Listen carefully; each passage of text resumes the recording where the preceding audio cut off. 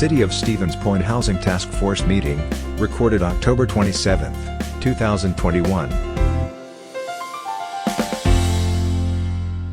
So we're going to start with roll call. I don't happen to have a list in front of me, but do you? I do, and I've already taken attendance, so we're in good shape. We have a quorum. Excellent. The first item then on our agenda is a presentation by Mark Peterson, presenting Door to Dreams, on the housing challenges and opportunities for the intellectual or developmental disabilities community. Thanks, Mark, for preparing and coming ready for that today. Well, thanks for giving us this opportunity, and thanks for, I guess, the mayor or the city council, whoever set up this group. We're very excited to be part of this group and working on these challenges. I have Shannon McKinnon with me, who's also a Door to Dreams board member, who will speak to some of the issues. So I also wanted to say thank you for one other thing to the mayor. Little Bird told me you were planning to have dinner with some IDD folks through CCLS. Very cool. This community is often a forgotten community, and when I heard that, I just thought, very cool. That's really nice. Those are some really fun people. Yeah, it's. I know you'd have a great time. They'd have a great time. It's going to be good. But this is kind of the forgotten group. I mean, years ago, these folks oftentimes were pushed away to institutions, kind of out of sight, and I think they're still often a forgotten group.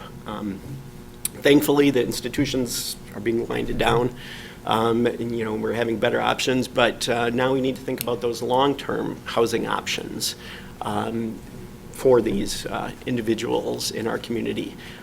In the United States, there's 1 million IDD individuals living with caregivers over 60, right? So the situation is they are one medical event away from an emergency placement into a situation where there's not enough housing. So it's a crisis situation that we're living right now. It's not just Stevens Point, it's across the country, it's across the state, but it is also here. So it's a very common story. I'll never forget the first person actually I talked to when I was starting to look at housing for my daughter. He said, I can't find anything for my son. I'm 80. I had a heart attack 2 weeks ago. My wife had cancer 5 years ago. I'm looking for a place. I can't find it. He was from Wisconsin Rapids, not here. But, the panic in his voice just sticks with you. And unfortunately, it's a common story. It's a common story here. So I'm going to turn it over to Shannon, who works kind of on the front lines, finding housing for IDD individuals, to share some of the examples from here in Stevens Point. Hi, I'm Shannon McKinnon. I work for Inclusa. I've been involved in supporting adults with disabilities for 25 years. I started actually when the institutions were first closing, and Portage County was on the front lines of helping support people from our county back into our community. And we did that using adult family homes and smaller 8-bed CBRFs. I'm really nervous, so I'm sorry. I just feel like once I say that, then I can move on. Like, I just have to get that out. Like, I feel like that's such a golden opportunity that I've waited and waited for, that I just want to represent the individuals to the best of my ability. Told you I would get that correct. Okay, sorry. So what we're seeing now is people were satisfied living in those 4-bed homes. They were satisfied living in CBRFs. People really want what the rest of us have, and that's owning your own front door, choosing who you live with, what you eat for your dinner, where you go, who you do it with, and I don't know why it's taken us this long to afford all the individuals in our community with that opportunity. I work day in and day out helping to support people find the housing that will meet their needs as well as their outcomes. Meeting needs is one thing, like meeting my needs is, did I eat breakfast? Yes. Am I dressed? Yes. My outcomes are, did I spend time with my family? Did I get to go to the football game and watch Gavin score a touchdown? Yep, I got to do all of those things. So again, recognizing that people of all abilities should have those same opportunities. I've been involved with families where I supported them as a case manager, and when their loved one turned 18, and they're looking for where might my son or daughter live in this community. Now their son or daughter is 30 years old. They're still living at home. We still haven't found that right opportunity for their son or daughter in this community, which to me is sad, because Portage County as a nation has always been on the front lines always been a leader in supporting adults with disabilities. I actually supported a family that transitioned after doing their research across the nation, moved their son to Portage County because of the way we treat and respect people with disabilities.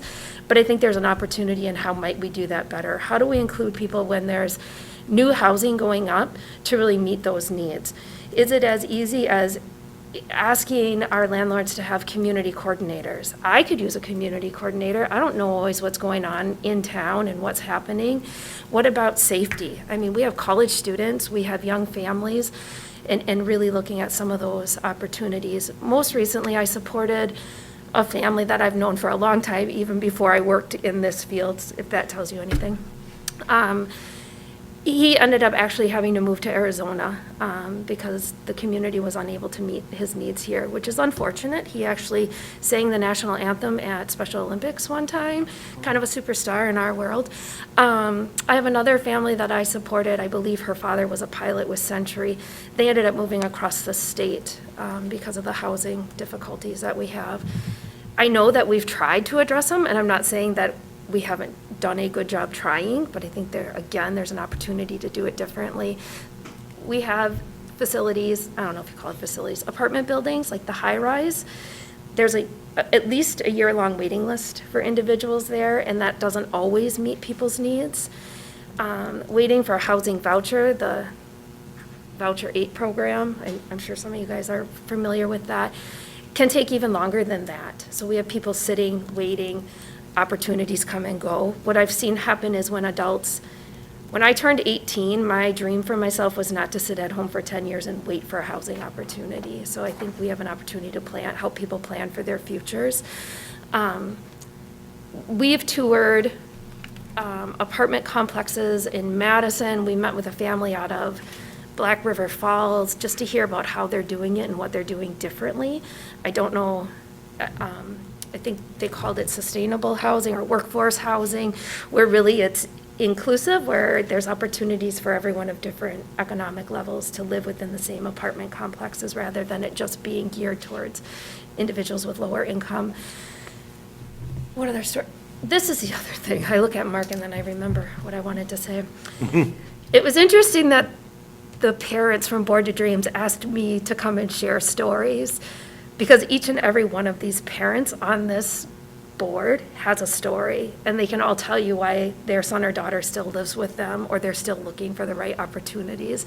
This isn't the first time I've heard it. I have lots of families who have come to me, or the teams I support, and shared their story.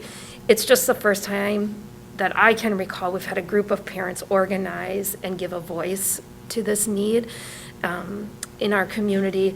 I know Mark and Holly have had to look outside of our own community right now for their daughter, and I think that Merritt has a lot to offer to our community, and I would hate to see her leave our community. These are individuals that have gone to school here, they work here, they use our public transportation, they recreate here, they spend their money locally, and they contribute. So I don't know why we wouldn't look for ways to really include them in the housing and the housing developments.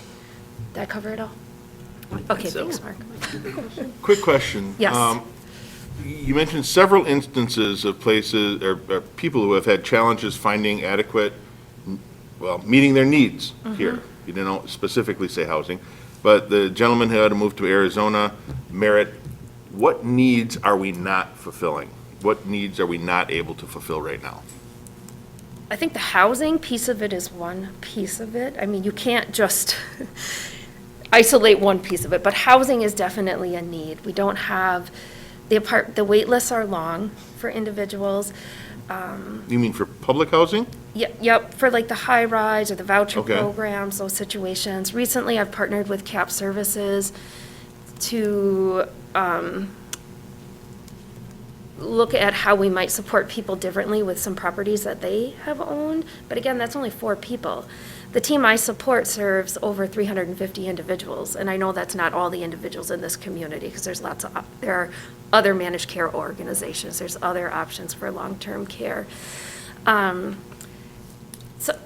when we have housing in Plover that's available, we don't have transportation. I understand that's Plover and this is Stevens Point, but We're one and the same. Right, We you know. work together. Yeah. We are, but we're not. I mean, so Except for people have. Whitey. No, transportation is a challenge, and that's what we're trying to address here. Now, this group specifically, trying to meet the housing needs. So it's really important that we know what we're missing, and Ryan's going to talk a little bit about some of our strengths and weaknesses there. And I don't think it's a secret that there's a staffing shortage. I mean, there's a direct workforce shortage Okay. as well. However, this community has some really great assets, and they are forward thinkers, and how to utilize technology. And can we think about technology when we're looking at new developments? How might we do that? What could that look like? You know, I know Edgewater closing has displaced some individuals and looking for housing for those individuals. Wait, just to be clear, we don't have anybody that's displaced, right? They've all, well, other than the people that are still there, Well, I know, everybody has as I say, found- I know there's a couple of people still looking for housing Right, options. Yeah, yeah, So displaced might not have been the right word. what's happened is, the residents that have relocated have found housing either within the community or outside of the community, and that's been more or less their own choice.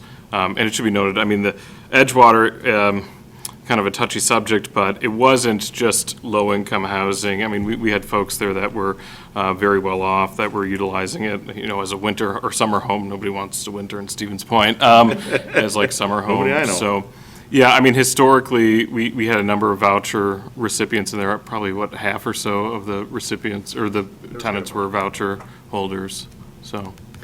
So in one way to think about it, if you think about the availability of housing, right? And if you think about, transportation, many of the people needs to be walking distance to a grocery store, walking distance to like a social, the YMCA is a social hub for many of these people, walking distance to university, that, access to caregivers and people they're working with. So where they can locate, right, shrinks tremendously.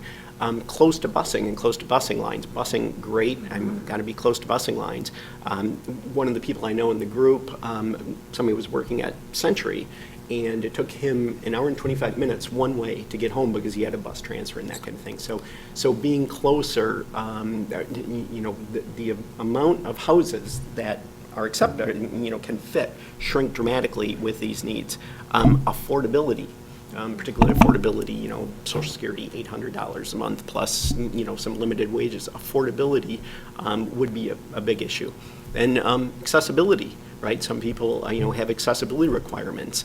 And if the pool shrinks that much, and, then you're trying to deal with accessibility, particularly in a rental situation where they don't want to make the change. Obviously, that available housing keeps shrinking and shrinking and shrinking.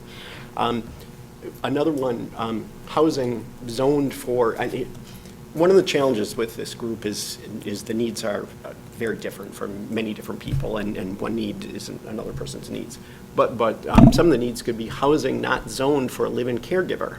A percentage of the people require a 24/7 live-in caregiver, and, you're looking for available housing in a shrinking and shrinking pool, and now you need to find housing where the zoning would allow a caregiver. So those are some of the hurdles as you're trying to find an option, and why, when it shrinks and shrinks and shrinks, then there's just nothing available. Sure, and this is all great information. I see Ryan is vigorously taking notes, and we're getting notes taken there, because that's the key. Yep. That's what we need. Right now, we're doing the information gathering and Yeah. trying to figure out those Absolutely. needs. Yeah, and so those are some of the challenges that, these people are facing, yes.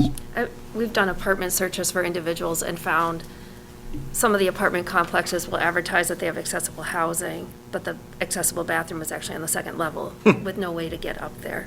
So I also have a brother with a physical disability, and so, I think about all of those things. And in one situation, we actually ended up doing, as a managed care organization, we did apartment modifications to help people remain in the community, so that they didn't end up outside of our community.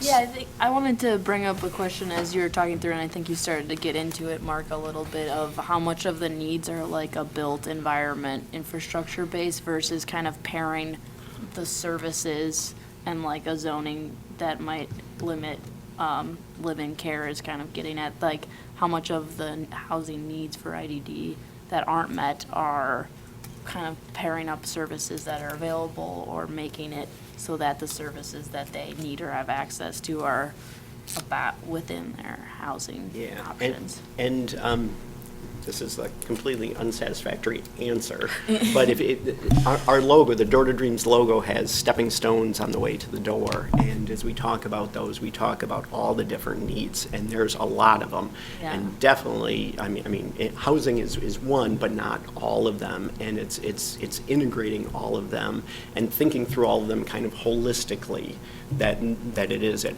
But there's definitely things on the housing side that will definitely help improve that situation. So one of the things Lisa asked is, okay, what are our ideas as a group, right? Right. What do we suggest? And I guess I'll preface it by saying we don't know, right? That's what's great about this task force is we'll come together. We got all the people to figure it out.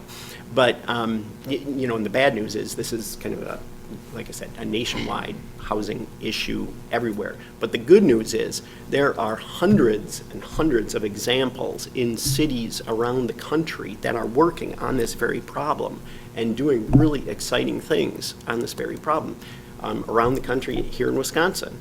So one in Marshfield called Everyone Needs a Community, or ENC.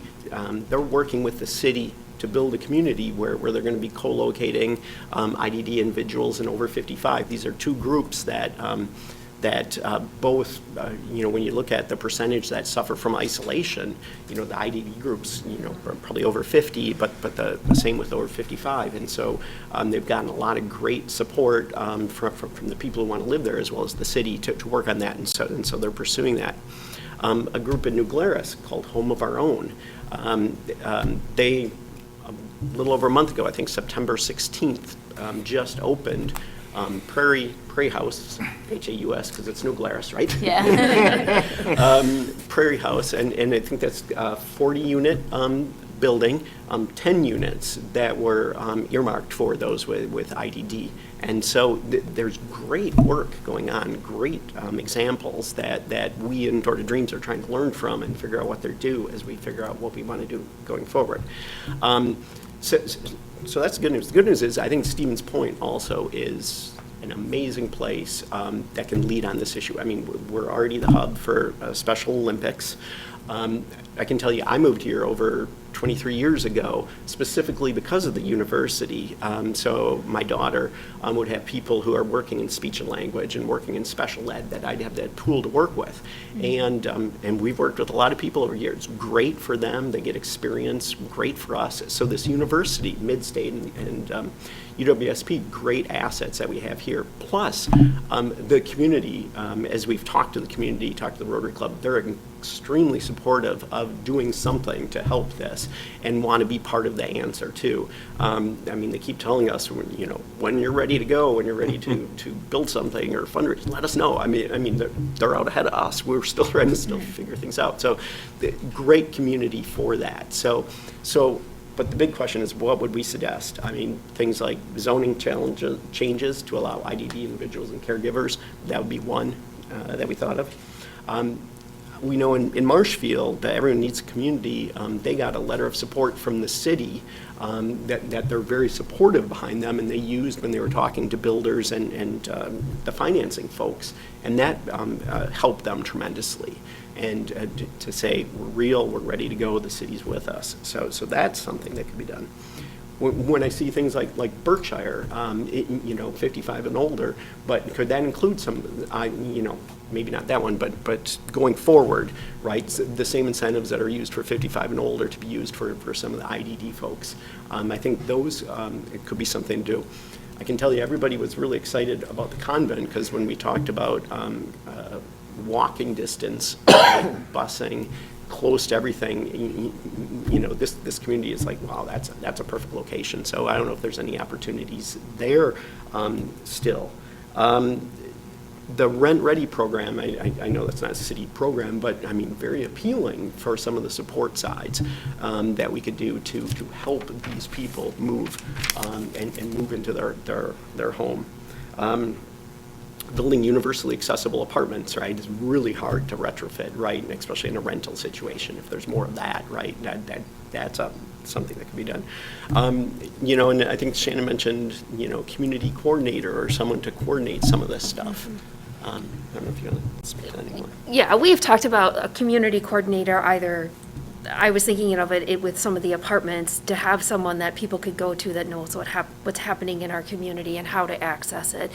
You know, we have a lot of individuals, not just with intellectual disabilities, that move here, live here, are new to here, that just want to know what's going on, how do I get connected, how do I get there? So that was really,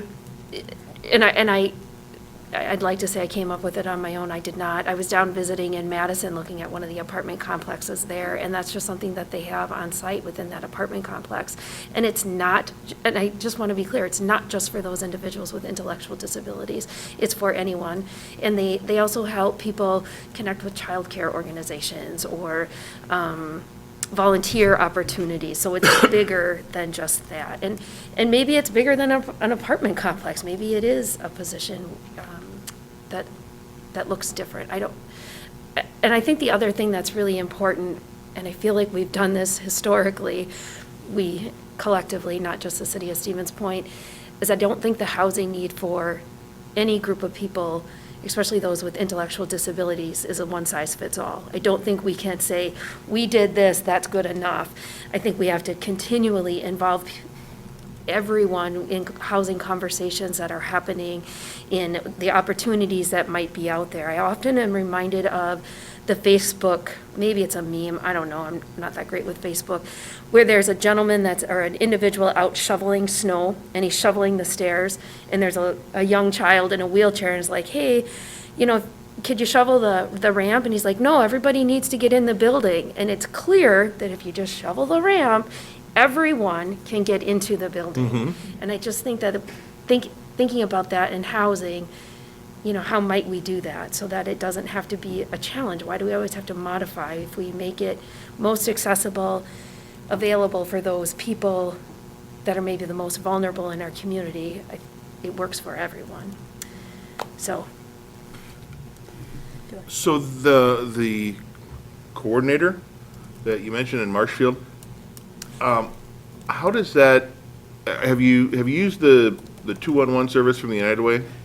I have not. I'm just wondering how close they are, because that's what 211 does, is connects people with resources, not just people with disabilities, but anybody with different resources. It's kind of the hub of all of the services that are available in Portage County.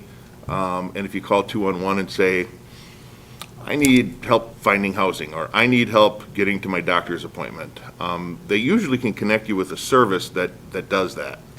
I think, and that was actually in Madison where I went and toured. No, that's okay.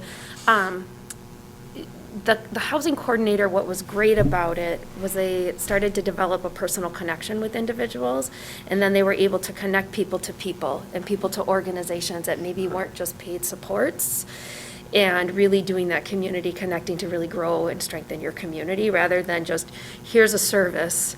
And I guess that's one of the things I hear a lot in the work that I do, is that people don't want a service, they want a life, they want connections. And so that's why I think looking at that being a person, and I don't know if that's something that this housing task force does when they're looking at opportunities for housing, or if a larger apartment complexes come in, if that's something that could be looked at and considered. I mean, it's much easier for me to have a conversation and get to connect with someone and figure out what their needs are when I'm looking at them, as opposed to a phone call where I'm done in 5 minutes, I hang up, and I don't really think about it much after that. Are you able to ask questions? Yeah. Can I insert here? So I'm Jane Johnson, and part of One Big Tent. And it's striking to me, I was so excited to see that y'all were coming here.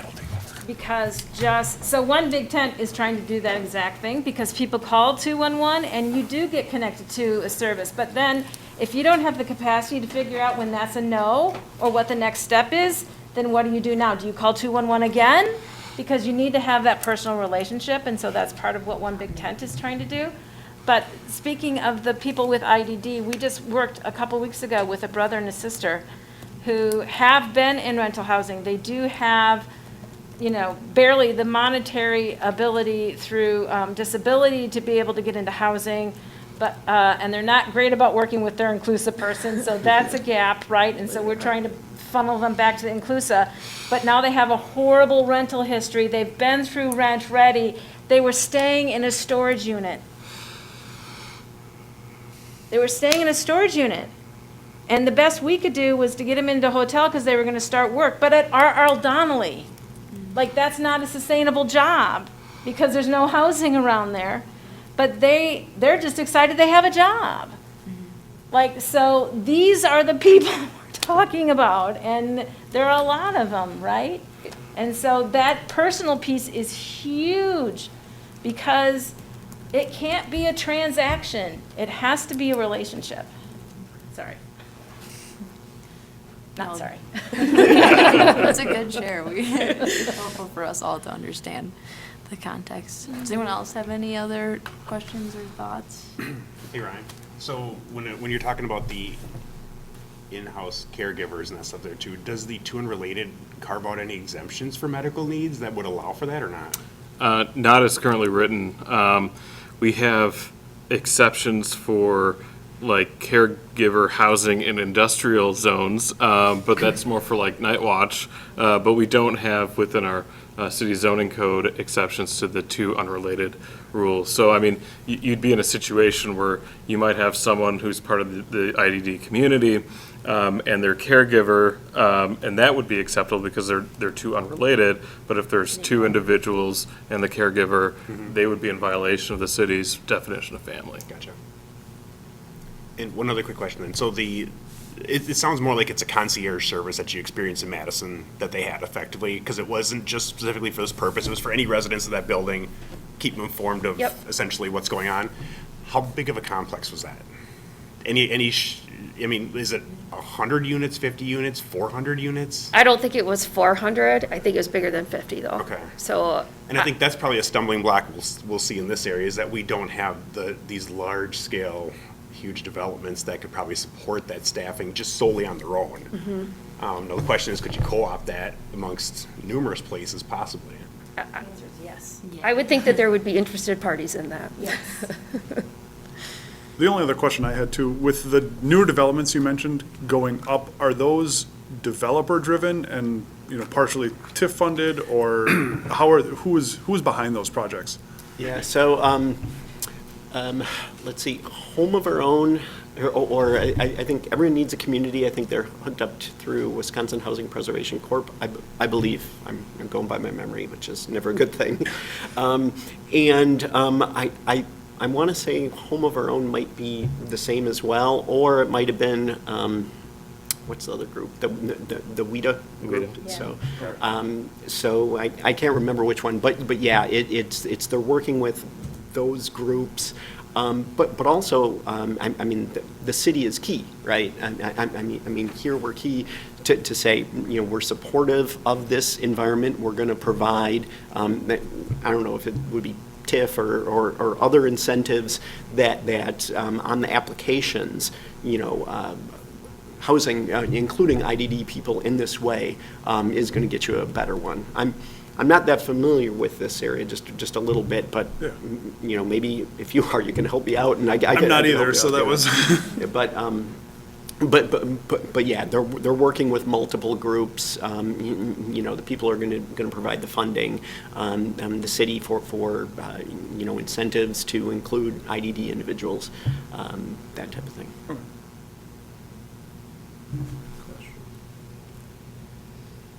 Can I add one more thing? Yes. The housing we've taken down is where these people have lived. And there's nowhere for them to go. The options are farther away than Yes. they would desire. I do think that people would be somewhat surprised, unless you're connected with a family or experiencing it yourself, the number of adults with disabilities that are still living with their parents. And I think their parents just sit quietly because they're frustrated and they don't know where to go. And their children, who are now adults, who are working and contributing, have almost accepted that this is it. And now it becomes, when they do have to move because of a family tragedy or something happens, it becomes that much more traumatic and that much more difficult. And lives are disrupted. It's very, very difficult, because more times than not, an individual with an intellectual disability is not going to be able to maintain that family home on their own income. There are occasions where we've been able to do that and help support it, but that's not typical. And then you have a family that's dealing with a lot, and then you have an individual who's maybe lost a parent, and now they lost their home, they've lost their community, and unfortunately, I have seen it where they then have had to end up in mental health treatment, which is quite expensive too. I mean, a stay at Winnebago is costly, so, but that's a lot for any one person to go through. So that's why I think it's better to be proactive, really work to listen to everybody's voice and their needs when we have these opportunities, so. If parents knew this was what happening, and they do, we try to get the word out, but I think they're a little bit, they're hesitant. I don't know that they think that this is something that we can pull together, that we can do as a community. I have faith, I think it'll happen, so. Do you know of any successes or barriers in terms of the financial access to owning their own home? Because I think you've kind of alluded to and mentioned that it's not necessarily the goal for these individuals to own like a classic family home because of all the other maintenance and things that are wrapped up into that. But if the desire ultimately is to own their front door and get them to a place, are there examples of, or is it often that the family is supporting them in that purchase, like co-signing on a loan? Are they trying to buy a condo? Are there cooperatives that are developing so that there's a number of families working together? We do have so I mean, I only know what I've experienced and what I've helped to support. So we do have a handful of individuals that actually own their own home and are able to stay in their home. Okay. Their families did a lot of work up front to develop special needs trusts, which not every family has the opportunity to do that. Yeah. Some people have been able to work with TEP services through some of their homeowner programs, I believe it is. I do know of a family member, a cousin and two cousins that were able to work with moving out, I believe it was, to do that. I just think it's not everybody's dream to own their own home. Sometimes having that support of being in an apartment complex or a condo is also owning your own front door. Okay. So, but there are opportunities for that. It's,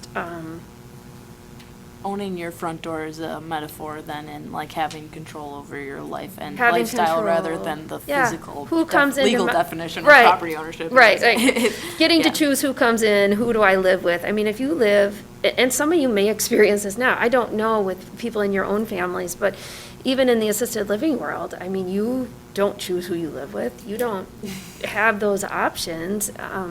And so we often see that in individuals with intellectual disabilities, that they are placed in a home, and that might not be where they want to live, and they might be okay with who lives there originally, but people move in and out, and you don't have a say over who moves in and out of your home. And thankfully, people are very aware now that they have the right for self-direction and should be self-directing and have those options, and people are voicing that they want to own their own front doors.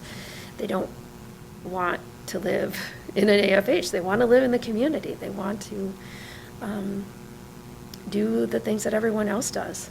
And I think we've heard that for a long time. It's taken a while to organize and give voice to it again, so. Is there any other questions or thoughts?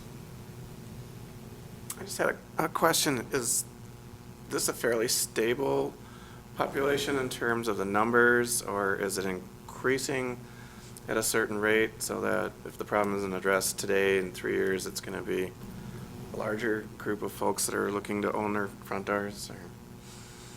I think more people are asking to own their front doors and not be put into placement, if that's what you're asking. I think the number, as far as Portage County is concerned, is relatively stable. Again, I've been in the field for about 25 years in different aspects, but I think it's relatively stable. But people are not asking, and they haven't asked for a while, to go live in a group home. They're not asking to go live in state institutions, thankfully. You know, they're asking to live like their friends live. They're asking to live and have the same opportunities that other people have. I mean, we call it mainstreaming in school, right?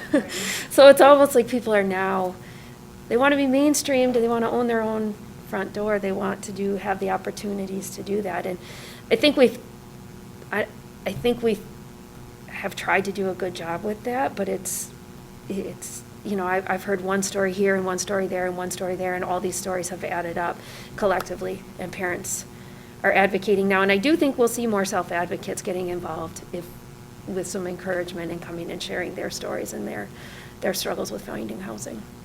So yeah, I think it is stable.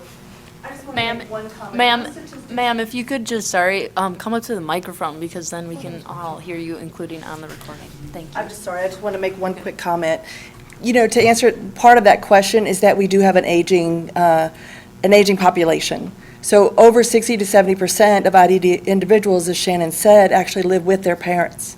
So as they are 50, 60 years old, yes, it's a little at that stable right now, but what happens in 10 years from now is we're going to start to see a big influx, because a lot of those parents, a lot of those families that aren't in this system now or aren't a part of this, they actually now will end up in emergency placement as their parents age and pass away. So that's what we are starting to see, and this is actually a national thing, not just a local, because it's the same thing here population-wise, is that we're seeing those statistics starting to come to fruition.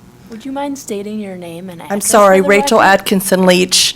I just was here to help support my team on Door to Dreams. That's great. We appreciate that. She's our fearless leader. Thanks, I could see her Rachel. getting in the back getting a little antsy. Yeah. So, Is this here? Just to piggyback off of that a little bit, it sounds too like there's an opportunity to bring people from other communities into our community if we offered more of these housing opportunities, and these people are ready to contribute, whether it be jobs or volunteering or whatever the case may be. So it sounds like not just serving people who already live here, but creating more opportunities that have a lot of synergies with other areas of the community. Mm-hmm. Yes. Yeah, definitely in a great, stable, long-term workforce during this worker shortage. And that they're going to have to make decisions to move out or move in, to your point. So it's a good point. Thank you guys for sharing all of your experiences, perspective, or at least part of them. And we appreciate and continue to take that in consideration as we're developing our proposal and outline. Ryan, I see you're pulling up the presentation. So the next item we'll move on from is a presentation from our city staff on the existing housing stock diversity and future projected needs. okay. Thank you. So part of this group is just to have these discussions. Super glad that I thought that the conversation we just had over the last half hour or so was really insightful, and I think what you're going to find, even through the city staff's presentation, is it is a forgotten about community, the IDD community is, and you'll see that we've paid consultants hundreds of thousands of dollars, and the IDD component of that is like one paragraph in a 300-page document. And so obviously it is, even through our own city processes, has been forgotten about, and I'm super glad that you were here and were able to share that insight with us. So this is a PowerPoint slide. It is intended to be conversation engaging. That is really what we're trying to gather, and we're going to find these common themes that are provided during these conversations and start putting them in an actual working document, because at the end of the day, this group is supposed to deliver some type of white paper, if you will, to the city council and say, this is where you need to be focusing your time and energy. Here are our goals and objectives. So please, we have some realtors, we have landlords, we have a wide variety of folks on this committee. This is just Community Development Director Ryan Karnowski's perspective, which I will totally admit is not always the right perspective. So feel free to jump in and tell me that I'm nuts. So I'm not here to lecture. I do that enough with UWSP students, so I don't need to do it with this group. So please, again, feel free to be part of the conversation. But just real quickly, you could see on the cities, or on this map here, these are the residential properties in the city of Stevens Point. And I only bring this up because as a student of land use and zoning and urban planning, this type of mapping gets me really stoked. Because you could see the city's historic, this is the, I don't know if you can see my mouse, but that's the downtown area, right? And so from that, we had higher density development. That was a mixed use of density. Single family and two family was not uncommon from the late 1800s up until essentially the 1930s and the early parts of the 1940s.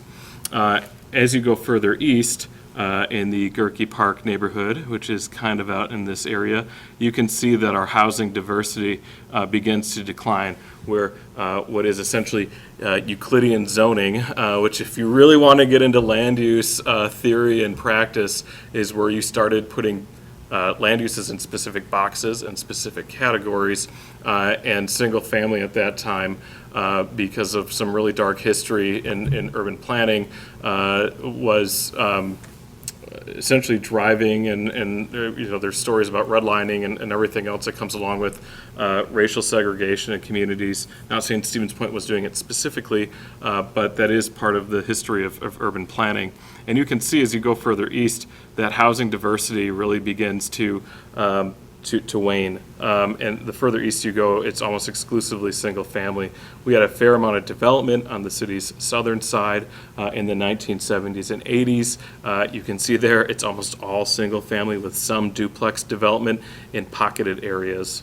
Same on here as well. So this is stuff that I really enjoy understanding and looking at, but just as we talk about access to community amenities, parks, and commercial areas and employment areas, because of development patterns in the city of Stevens Point, because of Euclidean zoning, which we still have in place here. The city's current zoning code, which was established in 1977, still exists today. You can see where we start to, we have the industrial park out here in the southeast corner of the city. We have some commercial corridors up here on the north side. You have downtown. And so I know you guys probably aren't as excited as I am about this, but it's a really interesting perspective. And as we talk about access for the IDD community and others, it's just something to think about in your head. I think what's also striking to me about that is the undeveloped lots, and I think maybe it was Jason Blanker that brought this up, but in terms of do we need to build new housing? What are the opportunities for that, and where can we even put that? There isn't a lot of opportunities on undeveloped parcels in this community, and so then we might maybe need to look to redeveloping things. It's okay to sometimes tear things down and rebuild something better. We have opportunities for that, including making them closer to other amenities in the community.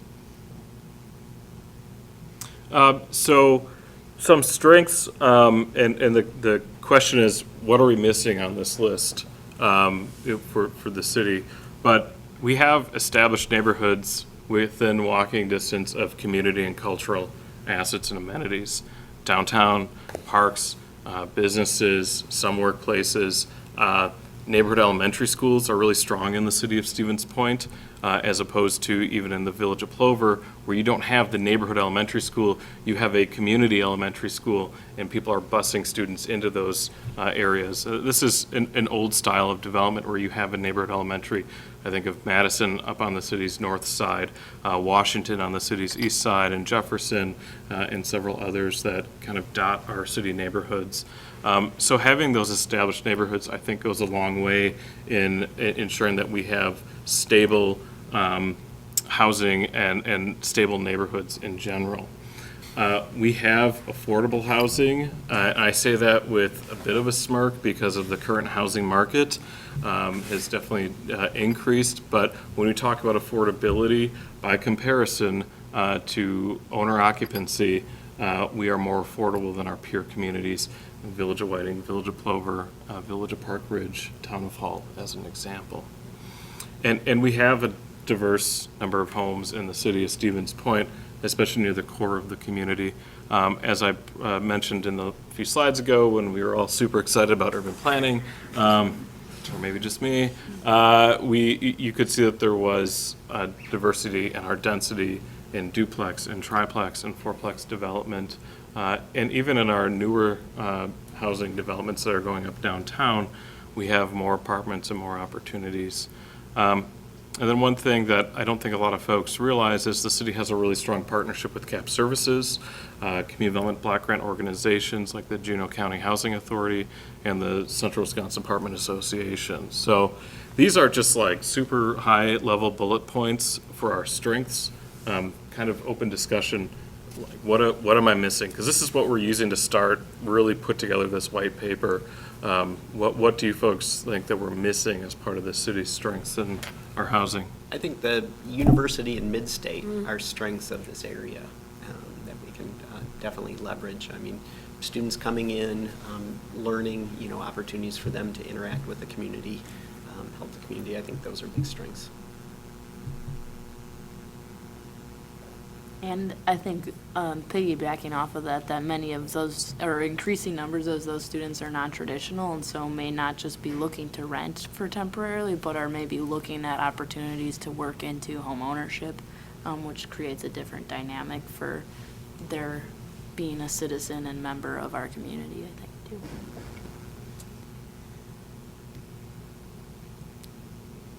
The realtors, what do you guys think? You've got most of the strengths that are there. I think it's an interesting approach. Like, we don't tend to focus, we always focus on weaknesses and what we need to change, and it's taking me a second to even think about what other strengths we have that we should focus on. All right, maybe I'm not crazy. The only other, the downtown area I would add as a strength. I think that has changed a lot in the last 10 years, and much for the better than it was. That area is, not just from businesses coming down there, but people wanting to spend time down there. I think some of the planning that went in with I don't know what the term was, but we had the community involvement meetings and looking at restructuring some of the downtown, trying to incorporate the waterfront. I think all of that is a huge strength for our area. That waterfront in the downtown area is a great resource that, not to get negative, but is underutilized also. But I do think it is a big strength. Piggybacking off of that, I would also say one of our strengths is that we have a lot of community services that are actually getting better at working together and collaborating, and I would say Create Portage County and the Idea Center is a strength that we have downtown. Another strength I would think would be, this is arguably the most desirable center in the region to be here. We have people who work in other, whether it's Marshall, Wausau, Wisconsin Rapids, they want to live here though. Thank you. So focusing on some of our weaknesses, we definitely have an aging housing stock, especially in those established neighborhoods. As much of those established neighborhoods are, part of our strength and part of the fabric of our community. There is a concern from city staff's perspective that 45% of our homes in the city were constructed between 1900 and 1950. And so we start running, not that we start running into, but we are running into major issues over the last probably 2 decades with antiquated electrical systems. Anyone ever dealt with knob and tube? It's something that is not necessarily safe to continue to operate anymore. Energy efficiencies, windows, doors, just the basics of homes in older homes are becoming more and more challenging to replace and maintain, and that's a concern that city staff has. Just, you've got aging housing in the city. The city's north side, which would be Franklin Street, Buchholz, that area, is among some of the oldest properties in the city of Stevens Point. We have homes that were constructed 1860, 1870, 1880s in that area, and clearly are in a state of disrepair or are nearing the end of their useful life. One of our bigger weaknesses as well is we lack newer single-family dwelling developments, so SFD, single-family dwelling. And it has always been historically located east of I-39, which has provided challenges for establishing neighborhoods and walkability, closeness to places of work, not necessarily places of business, but work and recreation becomes more challenging the further east you go. What are ways that we can incorporate new neighborhood fabric into those areas to ensure that in 50 years, they're continue to be desirable places to live and work and whatever else comes about. Lack of housing diversity in our newer subdivision developments. Again, we talked a little bit about Euclidean zoning, which says single family is single family, no ifs, ands, or buts. And so when you have this more homogeneous style development, you aren't including various socioeconomic classes into neighborhoods. You're essentially via zoning, creating these environments where you're living among people who you are similar to in terms of socioeconomics, in some cases race as an example, and that's just part of zoning in general. And unfortunately, how do we break down those barriers and begin to incorporate our neighborhoods and build those, strengthen those neighborhoods? And part of that could be, either requiring or allowing more dense development, more rentals as an example, in these single-family residential areas. One thing, lack of housing for the IDD community. Rachel, you and I have talked about this quite a bit over the last year. Lack of housing for low-income, even temporary housing for our homeless population, among others.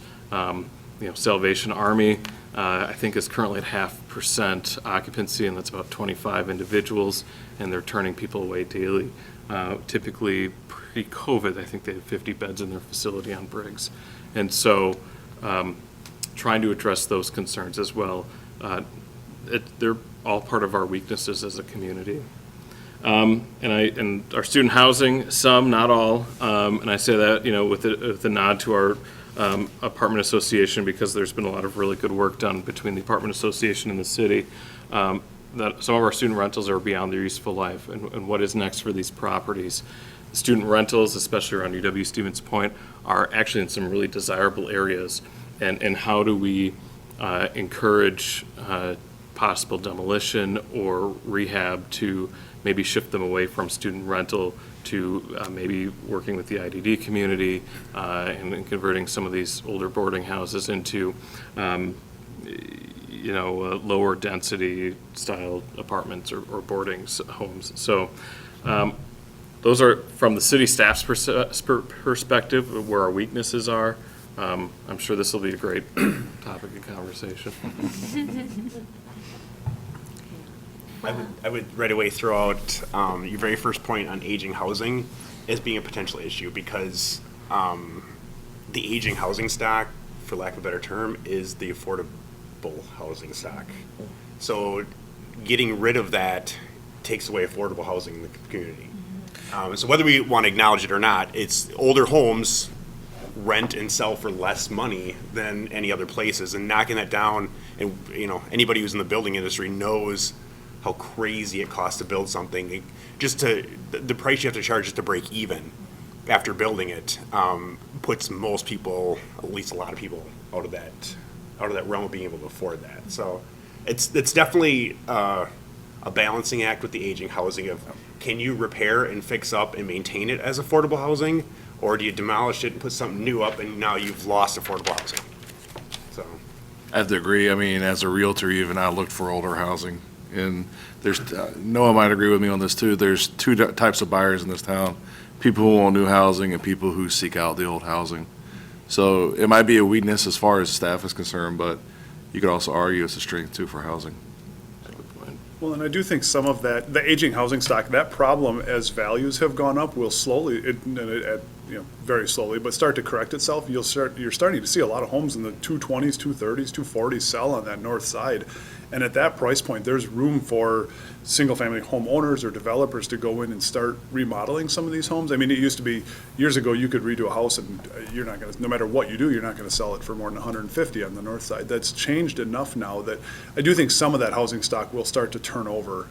There are some pieces they're missing with some of the, especially on the north side with lack of basements and some other stuff that makes renovating some of those homes a little more difficult. But I do think that the aging housing stock will start to fix itself a little bit over time, not all of them, but I do think some of those will start to turn over. You're seeing that already with some homes getting flipped on that side of town.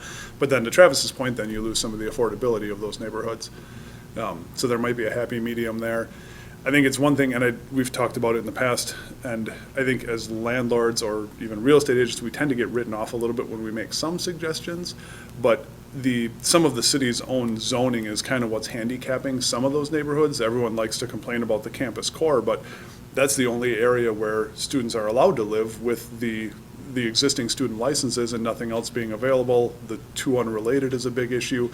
Those students, I think, if you were able to just wave a wand to get rid of the two unrelated, maybe even get rid of the lot size requirements so you could take a single-family home and convert it into a duplex or put an apartment in a basement, you would see those students very quickly disperse.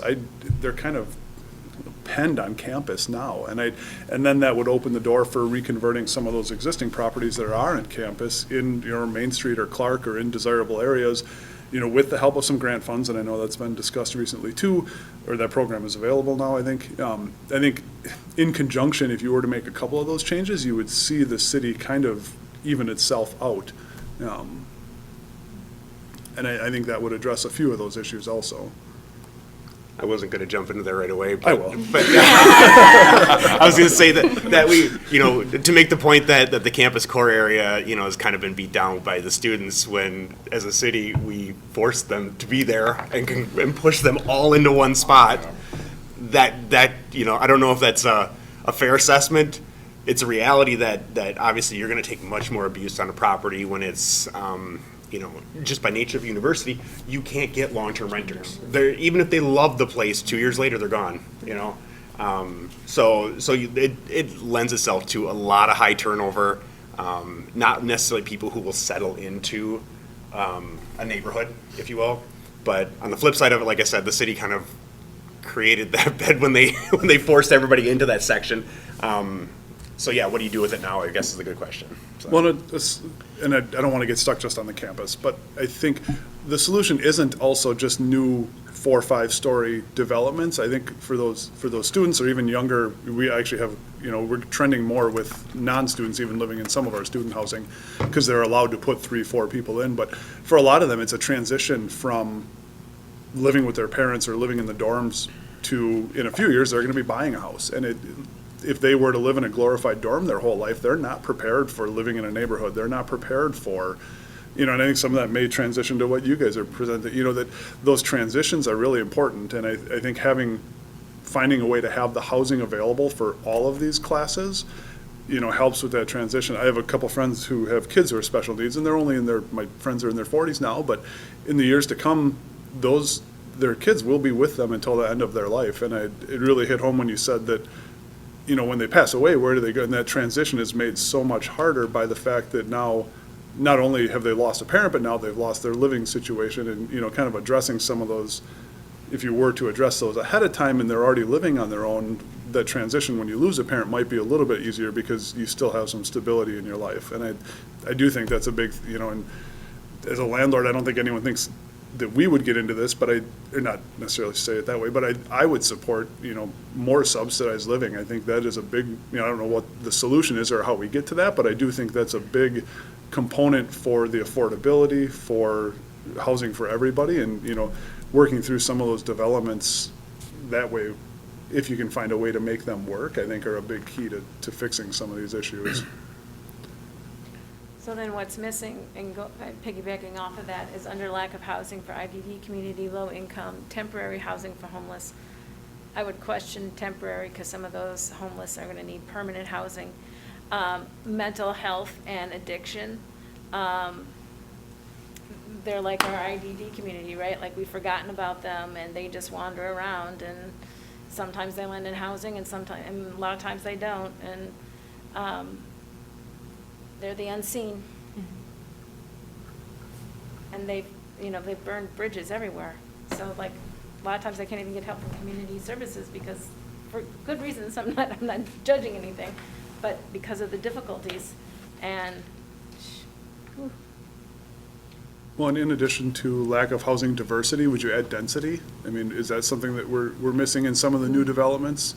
Yeah, that would be, diversity and density go hand in Kind of hand. hand in hand, Yep. okay. Okay. So strange inference I'm gathering here, but if there was more parking at the university, it sounds like there'd be more ability for people to spread out and come in and wouldn't have to be located Like so you close. said, the word that is forbidden. Oh, no. Parking, Like, yeah, everyone look at Ryan's parking tie. Exactly. Everyone give a moment to Ryan's awesome tie. I think I just wanted to add into those, like, another opportunity too. We saw it as a strength that you have a lot of commercial and cultural corridors too, but like proximity to those. Like if I live on the north side, but the closest commercial center that has something I need is in the, I forget what to call it these days because I don't go there as often as I want to. Crossroads Commons. And I have to spend 15 minutes driving down and back up. Proximity is also, I think, an opportunity for a couple of those. And I just want to make a connection back to Mark's statement earlier that that's a requirement for the IDD community. It's also like a very preferred thing for contemporary and younger populations to have amenities within walkable distance. So I think that's an opportunity, not necessarily a weakness. And I would also argue like uniquity is also something that's an opportunity, not necessarily a weakness, but we think about the different neighborhoods that Stevens Point has. A lot of them look or resemble each other, and so there's some elements that they're missing that make them stand out from one another as well. Shannon had mentioned right at the beginning, a question you asked us, how can we use technology to fix some of these issues? And my ears kind of perked up because I've been thinking about that quite a bit myself. And so it's certainly not a rip because, like you mentioned too, like every community in America basically is trying to wrestle with these questions and issues, but perhaps we have been trying to fix problems with like antiquated thinking kind of, because if, this is a silly example, we would never do this, but like if a person lives far away from the grocery store and they can't walk or bus there, could you like drone food? I mean, that's just like a silly example, but are we going about thinking about these issues in old ways when we really need to be stretching our brains and thinking about them in new ways? Drones are the future. Here are some just opportunities. And I think this goes to something Noah had said earlier. So the city's incentivized, and sorry that not a lot of people can read that. I didn't think about that. I thought they'd look nice on the big screens. But we've incentivized major developments in the downtown area and have established tax increment finance districts, which is a whole nother conversation in areas to help redevelopment and reinvestment. We talked a little bit about Berkshire Senior Housing. That went up, and that is already full. The North Side Yard, which will be 211 units. I know I have 210 there when fully built out. That's a market rate project. The Grove, which is the convent project, the convent facility itself will be affordable senior housing, and then there'll be 3 townhomes, 15 total units that'll be affordable family housing. Point Motel redevelopment, 79 units of market rate apartments, reserve student housing. I'm blanking on the number of units in that. But we've provided a financial incentive via TIF to all of these developers with not a lot of requirement for IDD components to that, or not a lot for affordable housing components, especially those market rate folks. The Berkshire project and the Grove or Convent project is all WIDA based, and that's essentially heavily subsidized through the federal government, income-based apartments for seniors and for families, and obviously we need more of that. But is an opportunity that the city has is if we're going to be providing these large financial incentives via TIF, should we be requiring, more of other housing as opposed to just market rate. Now, there's a lot of that goes into that. Obviously, that city's tax income, property tax income is lower for workforce or low-income projects as opposed to market rate projects. But, if we're going to be providing this money out, we might as well get something more than just market rate projects back, right? I mean, that's just part of, I think, a broader conversation that this group should have, and as part of the white paper, probably something we need to be including as well. Is that allowed under state law? Because my understanding is it is not. You can't require in new subdivisions X number. You can't mandate it on its face. If you provide an incentive, you can mandate it. So if you're essentially investing in the project, you can require it. But if someone comes and wants to do a 100-unit subdivision, you can't mandate it in your zoning code to say you need 25% of that for low-income housing. Okay. Housing trust funds exist to encourage rehab or demolition through the city, but utilization and promotion has been poor. We have $100,000 every year for rental conversion, which we're finally starting to get off the ground. We've also allocated $30,000 a year for the last several years for the Neighbor Helping Neighbor Grant, which is a $1,000 grant for updating exterior projects within the city. Again, really low usage, which has been a problem, and so how do we encourage more folks to take advantage of that? As it relates to low-income housing, how do we encourage expansion of the voucher program? And when I say expansion of the voucher program, not necessarily recipients, but landlords in utilizing the voucher program, and how do we look at increasing the city-owned supply of, like through the housing authority for these voucher recipients, as an example. Look at more ways to rehab existing housing for owner-occupied or updating boarding housing to become 2 or 3 unit buildings. Opportunities, and I'll say it, we need to explore the definition of family within the city's zoning code. I know we have historically, as a community, been resistant to having that conversation, but the reality is that this is something that we should probably start tackling. As I'll say it, the Landlord Association has done a really nice job of breaking us down over the last few decades and encouraging us to look at that. Another opportunity is we have a nearly 50-50 split on renter versus owner-occupied housing in the city. So obviously, with a large college population, we have a lot more renters in Stevens Point as opposed to some of our surrounding communities, but we do have almost a 50-50 split on whether or not a house is renter-occupied or owner-occupied. I really appreciate that you put the first one on there, because I think that's something I've brought up in past discussions as a member of the council, of that when we do offer financial incentives to developers, that's our opportunity, if we're gonna allow them to develop or want them to develop in our community, to place a higher standard and make sure that we are expressing our culture and character and are making an attempt to maintain that. So I think that is an important one for me.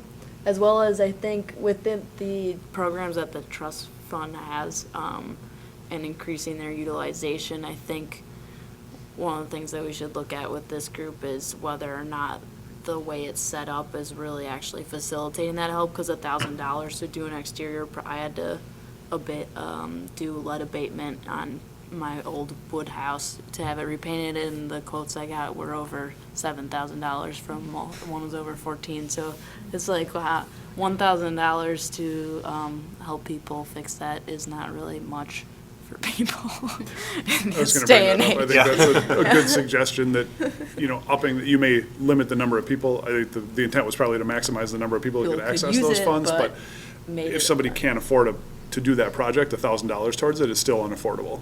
Yeah. And I will say, we just Yep. changed that. It used to be just $1,000. Now we do offer, and the $1,000 was only for supplies. It didn't include labor. We now offer up to $2,500 in supplies, and will also cover another $2,500 in labor. Okay. So we have just literally in the last week changed that through the redevelopment authority, which is kind of the caretaker for the housing trust fund monies. Is that solely for single-family owned, or is that available to renters as well? Or not renters, landlords? and stuff? As it's currently written, it's just owner occupied. So if it was an owner occupied duplex, as an example, it would count. I guess, so that becomes the question, is what's your target for some of these properties? If you feel the bigger issue versus the last slide is that campus core and student stuff, should that program target where you feel it's probably most needed? And I guess, would it be beneficial to, rather than wait for people to hear about this program and come at it, would it be better for the city to kind of identify properties they feel could benefit most from it and reach out to those owners? I don't know. That might be dangerous for the city Or to even working- operate that way, but I do understand that. Yeah. Working with lenders and real estate, I mean, truthfully, that's a program I've never heard of. Same here. You know, working with, there are a couple specific lenders that work with some of the down payment plus programs, and those buyers, typically, something like that might benefit them. But I mean, just even educating lenders and real estate agents on those programs would be a big benefit, because again, after 18 years, that's something I hadn't heard of.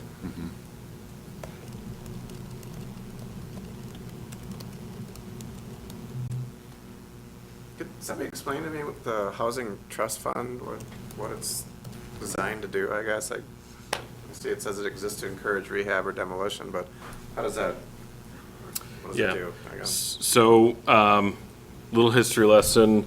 In the early 2000s, the city acquired a bunch of tax forfeiture land out near off of Torren Road in the town of Hull. We developed a subdivision, which is now known as Whitetails subdivision. We took this sale from selling lots in that subdivision and put them in the housing trust fund, which essentially sustains itself through interest. And so the purpose of that fund was to sell those lots, put money in this pot, use that money for housing rehab in the core specifically. And so it's just what we've always referred to as the housing trust fund. And that's how that money came about, was through the Whitetail subdivision development. Rachel, did you have a? I just had a quick comment. One of the opportunities I think could possibly be some diversity in housing models. I think when you posted that, there was a lot of traditional single duplex, those kinds of things. And one of the things that I've heard of from a community perspective is we're trying to bring some of those students to stay here. And even this gentleman speaking over here about how could we draw them here, how could we keep them here, and some of the diversity in the models of what might be out there from the urban development. I'm not perfectly aware of them, but I thought maybe that might be an opportunity we want to list in terms of that. She brings up a good point, like condominiums, there's not really that many in this town, and there's definitely a place in the housing spectrum for them, especially if we're trying to keep, temporary people going to school, whether it's Mid-State or UWSP. If they're out trying to become young professionals, a condominium might be a better attraction for them to stay than, say, a single-family home. Well, and they're typically a little more affordable. I mean, up until 5-10 years ago, condos didn't have the draw in this area, but I've seen that change a lot in the last 5 years, where they're quite a bit more desirable. I think we have a number of zero lot line duplexes on the north side, 4th Avenue. And we have a few condo developments on the north side near John's Drive, if I'm not mistaken. And those have gone for, in the last year, anywhere between 130 and 160, depending on the updates. But we don't have a lot of that condo style development. Has it ever been looked, I mean, broad stroke wise, taking 2-3 blocks in from the river, and like Polly talked, not a fan necessarily of demolishing old housing stock, but really trying to reinvigorate that stretch through there? I mean, is that something that staff has looked at or Internally, studied? we have. Okay. It becomes hyper-political when you start talking about acquisition, demolition, and redevelopment. But yeah, we had a property owner today reach out and ask if the city was interested in acquiring their property near the waterfront. And part of it is just, government moves slow, right? I can't get anything done without my council or my redevelopment authority's approval. So a lot of times when you say, well, it's going to be 60 days before I can get you an answer, it's too long, and they'll end up listing the house and selling it. Yeah. So, Has anything ever been looked at with where the Parks Department is, like moving all those municipal buildings and developing that area? I mean, it's a huge, In Buchholz, yeah, that's the dream. okay. Yeah. About a $36 million dream, in case you were curious. So you're saying it's possible? Yeah, saying there's a chance. out on a 100-year time scale. Sure, everyone knows this but me, but Ryan, can you fill me in why the other side of the river doesn't get developed? The west side, Yeah. the forgotten stepchild of the city of Stevens Point. Oops, I didn't mean to say that, and I'm disregarding. yeah. No, there's issues on the west side as it relates to, you've got high groundwater, you've got bedrock issues over there as well. So environmentally, it's really challenging to develop on the west side. Even the homes that are like in the city and on the west side have issues with water. A lot of them don't have basements or they have crawl spaces. There's a few, I know of one house that has 6 sump pumps that are almost always running. So environmentally, it's just a challenge to do anything on the west side. Plus, the train sometimes stops for just an hour. or Just to hang so, out. For 20 minutes, and people don't like that. And that goes on the north side as well. We have, and when I say north side, it's not like near north side, it's like the far north North side. Point. Yeah, let me see if I can get this back up here, since we'll bring up the fancy map. But in this area, in the town, it becomes really challenging to develop because of bedrock issues. In order to do utility extensions, you've got to start blasting, and that's can become really cost prohibitive really quickly. In fact, most of the homes in the Eagle Point subdivision have what's called a grinder pump because the sewer lines are not deep enough and there's not enough gravity to feed the sewer to the main. And so they have to literally pump it up to send it back down. Just infrastructure. But, yeah, good question. How do cities typically handle that then if they essentially outgrow the pitch of their systems? I mean, do you have like a second treatment plant that has a built-in system that would then feed the primary plant? Or how do larger cities handle that as they grow? You essentially utilize what's called a lift station. And what that'll do is, at some point you're going to get too deep. And in order to get it to the treatment facility, you've literally got to lift it and send it back down and lift it and send it back down because all sewer is gravity fed. Yep. So, yeah. But theoretically, if all the houses were like self-sustaining, like if it had like a solar power system and like a composting toilet and it didn't need to be hooked up to infrastructure, that would eliminate those problems or not so much? Yeah, you start talking about like building code requirements, like per the building code, you have to have, running water and things of that nature. And in the city of Stevens Point, we require that new homes are hooked up to city sewer and water unless there's not immediately available. But that would be a conversation about, possibly doing a well and septic style system home then. Anyway, good questions. You guys are also more entertaining than my students, so they normally just look at me like this guy's a schmuck.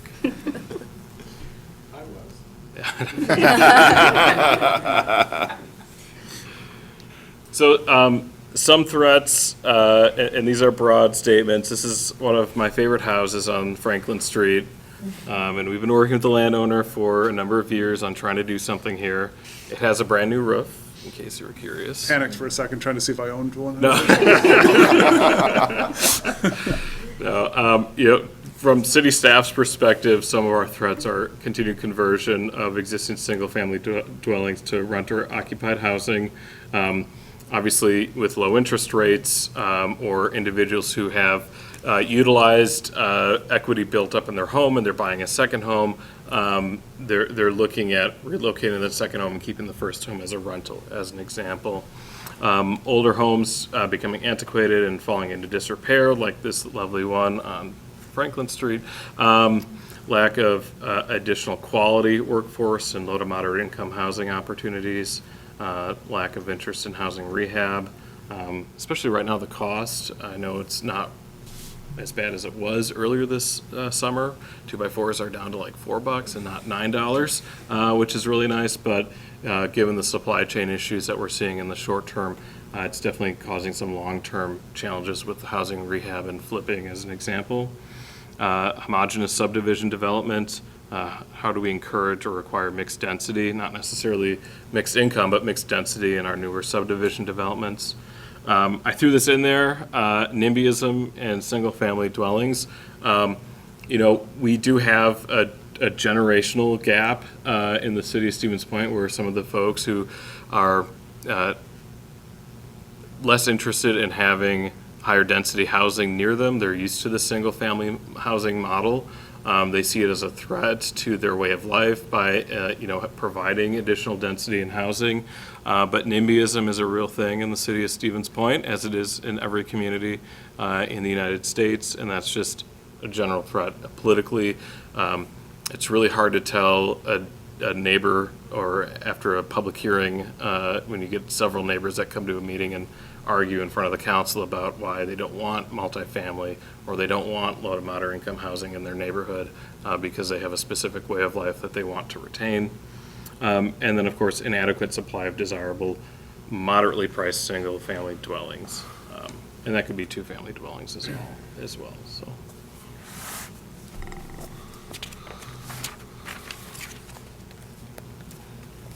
No other threats? That's all of them. Yeah.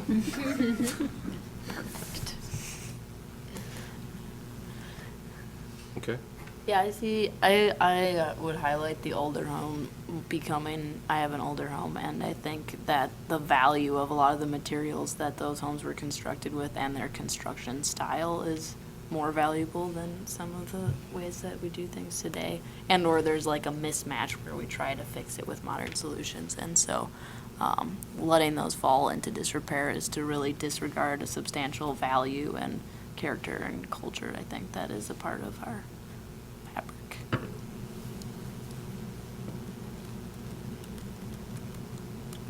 It's pretty incredible. Like in Europe, they've got homes that are like 300, 400, or 500 years old. And in the U.S., like we get through Ascension, we're like, well, we did time to start over. Yeah. Well, and I think as building costs go up, you'll see some of that changing. I mean, it will be significantly cheaper to remodel and maintain an existing home than it will be to build a new home.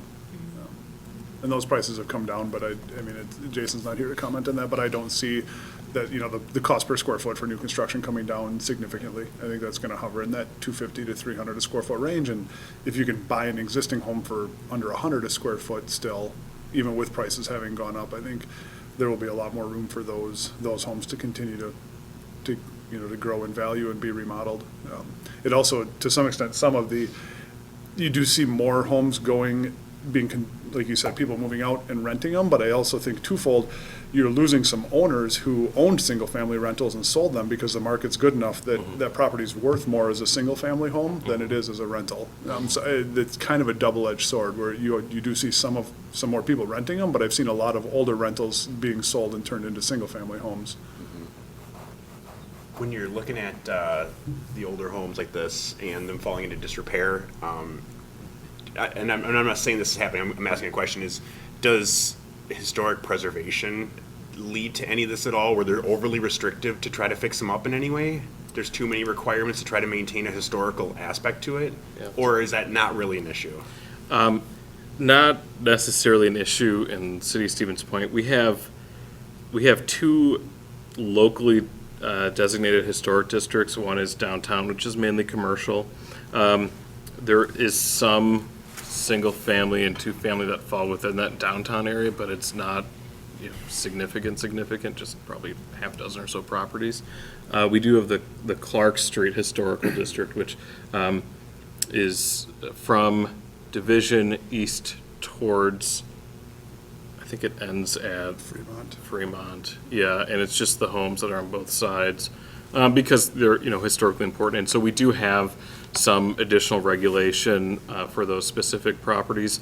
In the last 2 years, we've established a new historic district, which doesn't actually have local control, but it's a nationally recognized historic district through National Park Service and the state.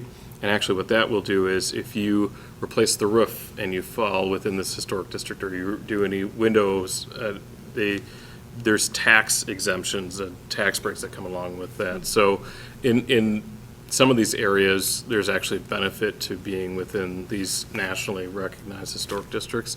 And we're actually looking at expanding some of those just because there is some real financial benefit to those homeowners. Are those benefits promoted in any way? No. Okay. Let's be honest. I'm thinking it I wouldn't be a won't bad ever lie idea to this group. Come so, up with yeah. a fact sheet, a fact sheet to provide to lenders and real estate agents and, Yeah. and, to hand out to homeowners and provide that information. Yeah. Okay. So shifting gears, a little bit about the housing affordability component of this. As I hope a lot of folks in this group know, HUD defines housing affordability. No more than 30% of your household monthly income goes towards housing. If you're owner occupied, that includes property tax, escrow, property insurance, and utilities on top of your mortgage and mortgage interest. So in the city of Stevens Point, we're in pretty good shape. Part of it, of course, is because of our affordable housing component. But of the 5,200 or so owner-occupied homes in the city, 48 plus another 21% of our homes, folks fall well under that 30% or that 30% rule that's established by HUD. So we see a good amount, if you're owner-occupied, stability, affordability, which goes a long way in terms of whether or not there's economic recession, if it's a two-parent household, if one parent loses a job or gets laid off. We see a lot of stability within the city. Obviously, if it's a one-parent household and something like that happens, it's a little bit more catastrophic. When we talk about the rental occupied housing, it's a whole other conversation where you're seeing 40% of the rental occupied housing, people are paying more than 35% of their income to their landlord. So there's 2,483 renter occupied housing units that pay more than 30% of their income to housing costs. Can I? Yeah, go ahead. We were about to say the same thing. How much does student housing skew that number though? Exactly. Did you back out student housing? Yeah. Because No. that should not be in there. And we don't, and that's part of the challenge with the data that we have is you can't pull that specific data point out of it. Okay. And so trying to pull that out of it becomes a challenge. Obviously, that's part of the conversation, student housing, because students, if you make $10,000 a year working part-time and you're in school and you're getting subsidized via, federal loans and whatever else, that skews us as well. It doesn't ignore the fact that we still have an issue with renter occupied housing and paying above that 35 or 30% as an example. Go ahead. I'm sorry, the thing is, if you can pull the student housing out of there, you might also be able to highlight, the discrepancy with IDD housing. And that could, if you can identify that, you might be able to find additional resources for that, I would like to think. That's all I got. Yeah, I think the student aspect really skews it, though. Yeah. And that's the problem. I question as to whether or not you'd see similar numbers as the single-family homeowners on the rental side of it without the student number in there. I know, that's one of our screening criteria. Screening criteria for most landlords is that they make sure that renters don't overextend themselves and they can afford it. We're always looking for that criteria to be 30%, or we're asking for guarantors and stuff like a bank potentially would. Well, and for me, it's a pretty low number of people that don't qualify. So it would surprise me that over 40% are spending 35% or more of their income, because I would say I'm closer to 5 or 10%. Like it would really surprise me that, Sure. that those numbers are. Yeah, I think part of the conversation too is, it would be nice to pull the students out of it, but they are part of our population and they are part of our community. And so I don't think that we can just put them aside and say, well, if we didn't have students, because they are, so active in our community. Well, but it's their lack of income that's an issue. It's not anything else. It's that their lack of income is making it look like we have an affordability issue when we might not. But I wonder if poverty is poverty no matter how you spin it. You know what I mean? Just because a student makes less, it doesn't change the fact that they're paying so much for housing that they don't have enough for food, I guess. I don't know what I would see going that route. I see more along lines that their income is financial aid, their income is grants, their income is other stuff that's not being attributed to what's being put into this number. Except we have a food pantry at the university because students can't afford food. Yeah, and So I think it's both, right? And you know, I have somebody in my family who has 2 kids and he's married and he's the only one who can work in the house and he's never gonna get out of rental housing. And he's just making ends meet. And it's too small for the family, but it's what can happen. I would add that I've had the experience of helping people try to find housing, and they don't qualify because their income is too low. Yep. But they can't have a higher income, or they lose benefits, and even though they have a rep payee that has worked through a budget, and the housing is affordable for them, they still can't get it because of that 30%. And I don't know if that makes sense, but we run into that issue a lot for individuals that we support. So let me ask the follow-up question, and the obvious one is that a housing issue? Or is that a jobs and wages issue? It's both. very good question. It is both. I think housing from the perspective of if people are vetting by the 30% benchmark, that's where the limitation is. There's conflicting. Well, and for me, it's hard because there are many times where I have qualified applicant, and not many, but for one reason or another, they don't meet our screening criteria. And from a fair housing standpoint, I can't make exceptions. So it's difficult for me because I do have applicants that it may not even be the income. It might be a credit score issue. It might be a prior eviction. It might be some sort of a conviction that would exclude them from living. You know, there's a lot of individuals where I would have no problem making an exception, but just can't, because if I make an exception for one person, I can't then turn down the next person for that. So some of that gets into where maybe some additional subsidized, you know, and I know the backlog, we had a friend years ago, a single mom who lived with us for 1.5 years waiting to get into some sort of subsidized house, you know, that might be a bigger avenue that would need to be addressed as, and I think you had on, you know, the stock of city-owned property, whether that's existing or new construction that's available. That was another population that we didn't name back under weaknesses, is if you have any kind of criminal record, and I'm gonna name it, if you're a sexual offender, they are today's lepers. And that's a wide spectrum of how you get on that list. And it isn't always the worst case scenario, and there is nowhere for them to live in this city. But they live and breathe here. Yeah, and then there's some, and I don't fully understand the whole situation, but there's some rules where you have to return to the county where you offended and whether or not you've got the housing available. Yeah. Yeah, so.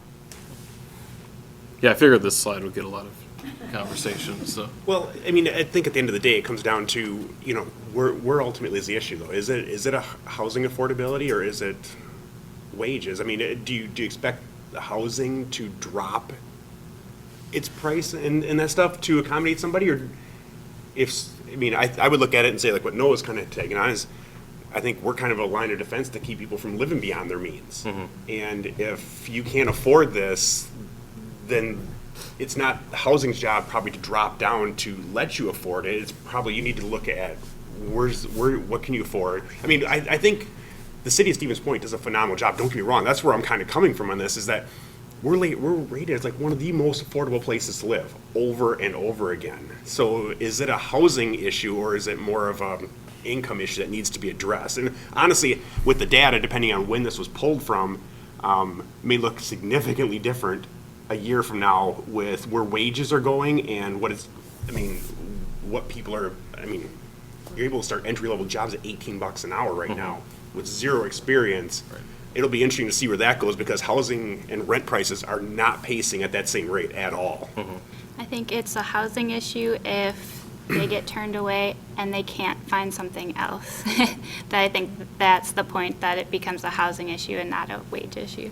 I think the third component of this is definition of household. And it's trending a lot with younger generation wanting not just, family members or single mothers, but, people wanting 2, 3, 4 people. I've got multiple people who are post-collegiate that are student renting from us because we have nicer properties, and they want to continue to live at an inexpensive level. and that's what they deem that housing to be. So, you know, if you're able to also then adjust our definition of household, that will change that schematic as well. I know I've had this conversation with you before too, that, I mean, we've got places that are large 3-bedroom, they were originally built to be condos.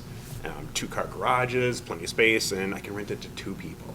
And I've had 3 teachers from Ben Franklin who have all wanted to rent there. I've had 3 people from over at Skyward who have all wanted to rent there, and I gotta keep saying no. So I think we're kind of creating a little bit of an artificial shortage of supply where there really isn't a need for one. I mean, and again, you hit this on the head. We've been nailing this point, I think, for years now, that it's literally with the stroke of a pen and changing that number, the city would open up housing at no cost at all. Yep. So I mean, it's definitely something I would, as a personal goal, I'd like to see this committee kind of address, because I think it serves that affordability issue. It serves our supply issue as well too, and it probably serves definitely this issue of creating, household income that is much more sustainable than, even if you figured in the students. So. And we do, Stevens Point has one of the most restrictive definitions of family, not only in the state, but probably the Midwest. I mean, and for whatever reason, we have What's the definition? stuck to it and been like, Two unrelated. we're not changing. Okay, Two unrelated, that definition, okay. Yeah. No more than 2 unrelated individuals, unless you're related by essentially blood, marriage, or other legal means. I would love to see Stevens Point move to what most communities do, is really hit that square footage. Because that seems to be the logical thing, is there enough space for people to adequately live here? We don't want people packed into places. I don't think anybody wants that. Nope. So that seems to be the sweet spot, but maybe that's a conversation for later in this group too, so. But, give some direction. Yeah. So I did include the quick take. I just wrote yikes because I figured that this was going to be a nice, great conversation. So just a few things, I think we've talked a lot about this, is do we need to focus our incentives on more workforce and LMI housing, which should include the IDD community as part of that as well. I think the resounding answer from this group would be, makes a lot of sense. And then how do we also focus on owner-occupied housing, especially in rehabbing existing housing stock? Are there new programs that the city could pursue? Are there public-private partnerships that the city could pursue, as an example? City of Wausau has Live It Up Wausau. They've partnered with a number of their, now granted, their community development staff is twofold of what mine is. So I'm just throwing it out there, Alder Dalton, as we go into budget season. But, they also partner with local companies, and they'll do down payment assistance for their workforce, which helps them keep employees in the area, and it helps the city get more owner-occupied housing and younger professionals in that housing. Are those types of programs that we should be looking at as well? So, Chris, you can hang out up here too. Yeah, I'm gonna grab a new seat up here. Yeah. I just want to, the question of how do we also focus on owner-occupied housing, your comment about getting more people into that house together and not just by relation, gives them a long-term economic gain. If you think about that group of 4 that wants that house, and if they're lowering their rental cost, they all of a sudden have a vehicle towards home ownership. So I would almost call that a priority rather than a new program, because that is a simple thing. Us saying it is a simple thing, I don't know how simple it truly is, but over the long term, that leads to more ownership. I have some clients who really, they did very well just by renting out the rooms when they bought a house and made it, that much closer to being affordable for them. So, we talked a little bit about these. I'll just give a brief overview of what we've implemented since 2018, so this group has a better understanding, and then what we're working on in the next year or so. But the Neighbor Helping Neighbor grant, that was $1,000, now it's $2,500 for supplies, $2,500 for labor, for owner-occupied housing for LMI individuals. We have a residential demolition grant. The city will provide up to $15,000 for demolition of a single-family home if it's replaced within 12 months with another single-family home. We could look at expanding that grant program to include, 2-family or 3-family as an example. one random question with, Yep. sorry, I keep getting off topic. Would any of the lot size requirements come into play there? You know, with some of those grants, would it, because like we have an older home on essentially 2 city lots. Could easily fit a 4-unit there with adequate parking, something like that. I'm just trying to think of what programs would actually get me to jump in on something like this. You know, something like that combined with, you know, a variance for a lot size requirement or variance for setbacks. You know, has that been talked about with some of those programs? Not necessarily, but I think that's a really good point, that when we have this further discussion, that should be part of it. Okay. We have a good partnership with UWSP and the CWAA, where we actually have a lot of educational series for student renters. That's gone a long way, I think, into alleviating a lot of our historic issues in District 3, which is the core around UW-Stevens Point. We just did last night. You're getting better tenants, is what I'm understanding. Yeah. And Yeah, we just did the educational series last night at the university for kind of first-time renters again, and kind of ran the whole gamut on, just for those who aren't aware of it, just talk to them about, you know, what to look at when you're renting, how to deal with living in a neighborhood and being good, responsible renters, how that kind of ties into the university and the protections that the university still gives them while they're off campus. So, I mean, it's a good series to kind of continue to make going, and it partners everybody from the police to the landlord association to the university and the city. So. and then, of course, we've helped with the Rent Ready program, which has been a pretty phenomenal success, all things considered, in placing high-risk individuals in housing and working with the landlords and finding landlords who are willing to take on that risk with that. So a little bit about what we're exploring. We finally, through the last 2 years of negotiations with the Redevelopment Authority, have come up with this rental conversion program, which includes up to $35,000 for conversion of boarding homes to single family, and then we're going to push for 2-family development. We recognize that these very large older homes that have 8 or 9 or 10 rooms, it doesn't make sense for them to be single family homes, and so converting them to something that's a little bit more manageable, possibly partially owner occupied, would go a long way. $35,000 is a large chunk of change to convert some of these properties. And then part of the question was, what else do we need to explore? And I want to be cognizant of everybody's time. I'm a firm believer that meetings like this that go over 2 hours are no longer, productive. But recognizing that and just kind of wrapping up the conversation, think about things maybe for the next time, what we should continue to explore. The only thing and I know there's always a lot of opposition to giving landlords money, but I think in the conversion program, a lot of those homes were paid a premium for because of their value as a student rental, that I think limiting that conversion program to owner-occupied properties probably really limits the number of people that are going to take that on. Just when I look at it from a real estate perspective, I don't know that I've worked with a buyer that would be willing to buy one of those properties and step in and, because you're not talking, the $35,000 grant is great, but it's going to cost significantly more than that to convert those properties. And I don't know that you're going to find a single family owner. And I think Madison has struggled with their program when they tried to do that opening that up, and maybe not in the first year or two, but adding a clause where after 2 or 3 years, all of a sudden now we're looking at non-owner occupied properties. You're probably looking at adding a larger pool to that, especially if you do make some changes with the zoning densities, you're allowing students to disperse. Some of those properties on campus would probably take advantage of that, especially if if a landlord can come in and convert it to a 2-family and at least not go bankrupt doing it, as those demographics change.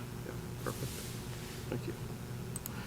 So real quick, demand for housing. We talked a little bit about the city's population during the last meeting. Current population per the 2020 census is 25,666. Obviously, UWSP's enrollment played a major role in that population decline. I've said this before, and I'll say it again. The city's population is very stable, and it's definitely more diverse than it was a decade ago. And we're just seeing that through the U.S. Census as part of the overall population of the city. So updated projections for essentially 2030, 2040, and 2050 are being worked on. The state DOA really is the one who plays that major role in it, and they use their own numbers for projections when it comes to things like grant money and whatever else. You know, the city, we have our own projections that we use internally, but, you know, we're not even ready to release that information quite yet. But the state numbers could be released sometime in the next 2 years, so. But you can see, you know, the concept would be that, you know, by 2040, you'd be closer to that 30,150. That's based on the 2010 census. My suspicion is that numbers is going to be lower, not lower than where we're at now, but lower than the 30,000. Based on that information, DOA expects the city will need an increase of 846 additional units by 2040. And you know, that they base that on number of persons per household. 2.14 to 2.19 is the general area where they've been at in the city of Stevens Point. Village of Plover, it's been higher. And this is like a real policy item because we do only allow 2 unrelated individuals. So if you look at the village, they don't have that same strict definition as the city does, but this is a real result of zoning policy in the city's own backyard here, so. And I should note that this is strictly market rate units. It does not include, you know, low income or communal housing needs, the IDD community as a result either. When DOA puts these numbers out, it's strictly market rate, so. And just kind of as a cherry on top, you know, we talk a lot about new housing, but as we go through this process, we can't forget the existing housing stock that we have when we look at ways to implement new opportunities and new housing in the city, so. Questions? Does Stevens Point have the room with traditional single-family zoning to add 846 units in the next 20 years? Very good question. One of the challenges that we run into is the continuous headbutting with the town of Hull in terms of our ability to expand outward. And so we are currently in negotiations with the town on a boundary agreement. Unfortunately, I can't say much more about that. But that, you know, that's one way for us to relieve that valve, if you will, is going outward and then also increasing your density within the core as well. Any other thoughts? So are those numbers adjusted at all for, like the last meeting we saw stats on, I think you provided those on where we're sitting at with the population decline, even though it's student. Mm-hmm. It's still, you know, we're counting this population, so I guess we got to count them.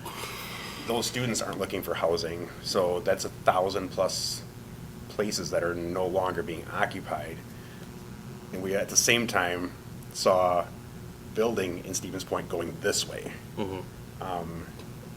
So how much of that 800's already been chalked up between those two components with losing population looking for housing and the amount of projects that we already have either in the pipeline or have just been recently finished?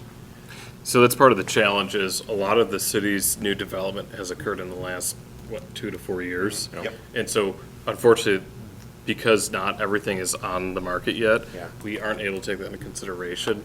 But, I mean, you could say, all right, you have 850 additional units needed by 2040, 200 or so will be addressed when Northside Yard opens. Right. You know, and that'll happen in the next year and a half. Same with Berkshire. But we have also taken 81 units off for Edgewater. You know, we added 88 with Berkshire. So there are some changes that have happened locally that DOA doesn't take into account when they put this number out. And can we assume that every one of those students that didn't enroll over the past enrollment period lived inside the city of Stevens Point? I would say my experience is the vast majority do. Vast majority.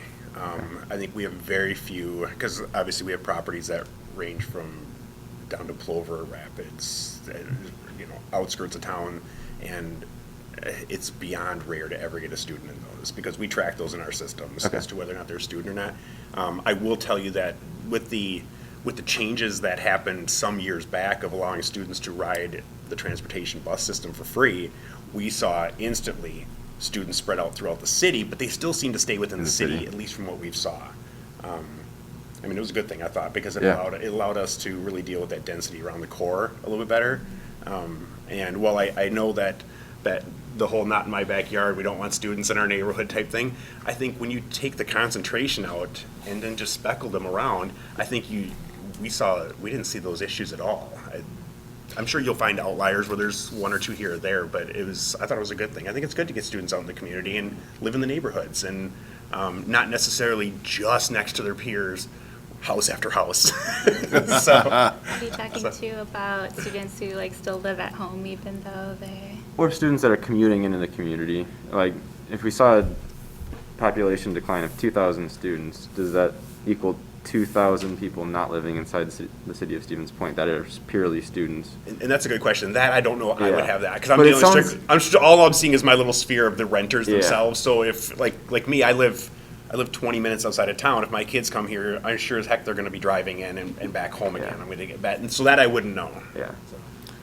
I'm sure it's a high percentage. Every year we'll get a couple students that decide, hey, we've lived at home for 2 years, we want to move on to, and we have enough units, I think I get a little feel for that. But I would say it's maybe just a couple percent that have lived at home for 2 years and then decide to move in. So there's probably maybe twice that many that don't do that. Yeah. But I think out of that 2,000, it's probably still a majority of them live in town. Okay. I mean, maybe the university could also speak to that point too, but I just wanted to throw that out there. I'm just curious. But thank you for providing that insight. Yeah, no problem. And I know the university does a really good job of keeping stats on a whole lot of things, so I'm sure they've got some. That's all I have. Okay. So you'll have all these changes made by next meeting? Yeah, we'll be ready to go. The stack just keeps getting taller. So.